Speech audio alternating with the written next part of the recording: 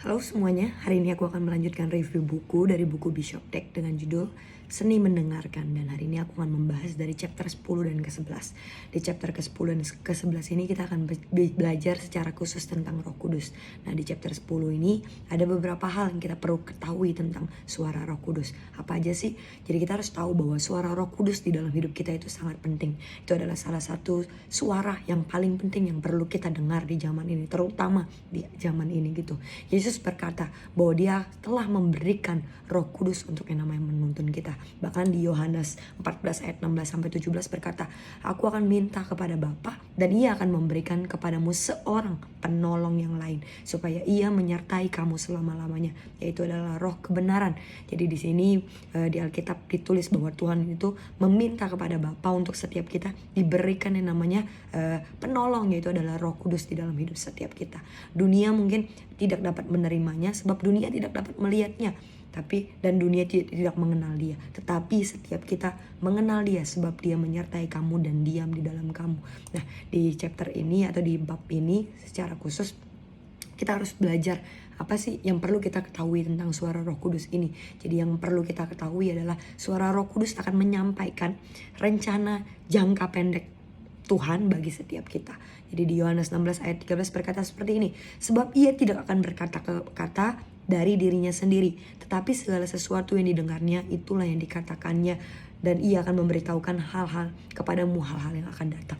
Jadi bisa dikatakan salah satu tugas utama dari Roh Kudus adalah menyampaikan pesan atau menyampaikan pikiran Tuhan buat hidup setiap kita. Jadi Roh Kudus itu nggak hanya berbicara sesuatu yang dari dirinya sendiri, tapi ia menyampaikan apa yang ia dengar dari Tuhan dan ia menyampaikan itu kepada setiap kita gitu. Jadi Tuhan itu pengen dengan adanya Roh Kudus yang sebagai penolong di dalam hidup kita menyampaikan setiap rencana-rencana Tuhan di dalam hidup setiap kita.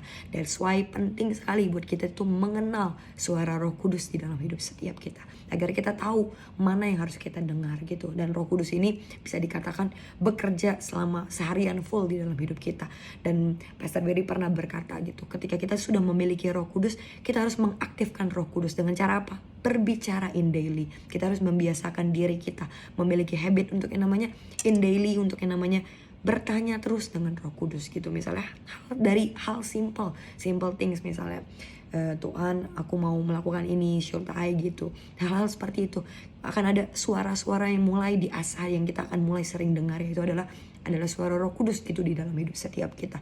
Itu akan mulai berbicara. Jadi tugas kita ketika kita sudah mengetahui tentang Roh Kudus adalah kita harus belajar mendengar suaranya dan bagaimana kita dapat membedakan suaranya daripada suara yang lain, suara daging dan suara yang lain gitu di bab sebelumnya. Jadi buat kita harus tahu suara Roh Kudus di dalam hidup setiap kita gitu.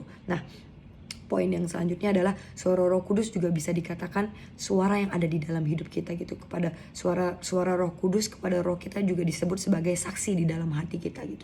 Dengan suara Roh Kudus yang ada di dalam hati, kita akan tahu ketika ada muncul tiba-tiba gitu di dalam hidup kita suara yang keluar dari hati kita.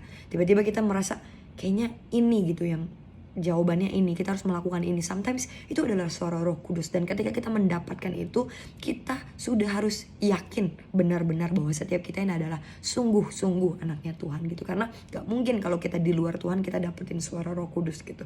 Jadi kita harus tahu ketika kita mendapatkan suara Roh Kudus di dalam hidup setiap kita adalah seorang Kristen gitu. Itu yang paling penting gitu. Jadi ketika kita akan mendengar suara Roh Kudus, jangan sampai kita menjadi orang yang mengabaikan. Tapi biarkan setiap kita belajar untuk yang namanya mengikuti, untuk yang namanya taat di dalam setiap suara Roh Kudus yang ada di dalam hidup setiap kita. Jadi di dalam ketika kita mau mengambil sebuah keputusan, ketika kita sedang mengalami sesuatu, ketika kita harus ada tanda kutip di dalam persimpangan jalan, kita harus bertanya kepada Roh Kudus, what should we do? Dan ketika itu muncul di hati kita, perhatikan suara itu. Jadi sometimes itu bisa menjadi suara yang terdengar, ataupun mungkin itu sepertinya suara yang samar-samar gitu. Nah, gimana cara kita bisa tahu mana atau ciri lah atau jenis suara Roh Kudus? Nah, ini ada di chapter 11, yaitu adalah 7 ciri dari suara Roh Kudus di dalam hati setiap kita. Jadi bagaimana cara kita dapat membedakan suara Roh Kudus di dalam hati kita? Apakah ini ciri-ciri apa yang kita harus tahu gitu. Jadi kita dapat membedakan apakah ini suara kedagingan kita atau suara Roh Kudus yang ada di dalam hati kita. Yang pertama adalah suara Roh Kudus di dalam hati kita itu pasti berbeda dengan pemikiran-pemikiran yang tanda kutip dengan akal. Sometimes suara Roh Kudus itu mungkin sesuatu yang kayaknya gak sesuai dengan make sense gitu. Misalnya ketika kita have at the time sedang yang namanya mengalami kekurangan secara finansial, tapi suara misalnya at the same time gereja kita juga lagi mengalami yang namanya membutuhkan untuk yang namanya building art house atau yang namanya menabur, dan sometimes suara Roh Kudus itu muncul dalam hidup kita mungkin sepertinya samar-samar gitu muncul dan sepertinya nggak make sense. At that time kita lagi kekurangan, tapi at the same time suara Roh Kudus berkata ayo menabur. Mungkin sepertinya kita mau mendinai, enggak, ini bukan suara Roh Kudus, tapi itulah suara Roh Kudus. Sometimes dia nggak sesuai dengan pemikiran manusia. Pemikiran manusia kan berkata apa? Gak mungkin, kita aja lagi kekurangan. Tapi suara Roh Kudus itu adalah suara yang dari Tuhan sendiri, bahwa Tuhan punya bigger plan yang jauh melebihi dari apa yang kita pikirkan. Mungkin dengan obey-nya kita ketika kita melakukan suatu ketaatan, mungkin dari sebuah clue yang gak sesuai dengan apa yang kita mau atau akal sehat kita, tapi mungkin itu adalah rancangan Tuhan ketika Tuhan mau melihat kita taat dulu, dan one day dan after that Tuhan mau memberkati kita gitu. Jadi jangan ikuti akal sehat kita, tanda kutip. Jangan selalu berpikir semuanya harus dikritisi gitu, harus sesuai dengan make sense kita. No gitu. Jadi jangan mengkotakkan suara Roh Kudus di dalam hidup setiap kita. Lalu yang kedua adalah suara Roh Kudus itu bukan suara perasaan kita gitu. Jadi jangan sampai kita malahan jadi mengikuti perasaan kita jauh lebih besar gitu. Dan suara Roh Kudus itu bisa dikatakan punya sebuah impresi damai sejahtera gitu. Jadi suara Roh Kudus itu sometimes yang kayak tadi aku bilang mungkin gak sesuai dengan akal sehat, gak sesuai dengan, bukan akal sehat lah, tapi lebih ke make sense kita gitu ya, akal kita secara kritisinya kita gitu, mungkin gak sesuai, tapi ada damai di sana. Nah itu bisa dikatakan itu adalah dari Roh Kudus, benar-benar adalah suara yang memang harus kita ikuti gitu loh. Dan itu adalah momen dimana kita harus belajar untuk namanya taat. Jadi suara Roh Kudus itu akan memberikan sebuah tanda, yaitu adalah damai sejahtera. Damai sejahtera yang melampaui akal kita, melampaui pengertian kita, logika kita, atau pertimbangan atau apapun gitu. Yang kayak tadi, at the same time lagi kekurangan, tapi ada suara Roh Kudus yang berkata ayo belajar menabur. Sepertinya kita akan berpikir, kalau dihitung-hitung, kalau kita pakai akal sehat, kalau kita perhitungan, pertimbangan, gak mungkin gitu loh. Tapi ada impresi damai sejahtera. Yang harus kita lakukan adalah belajar untuk taat gitu.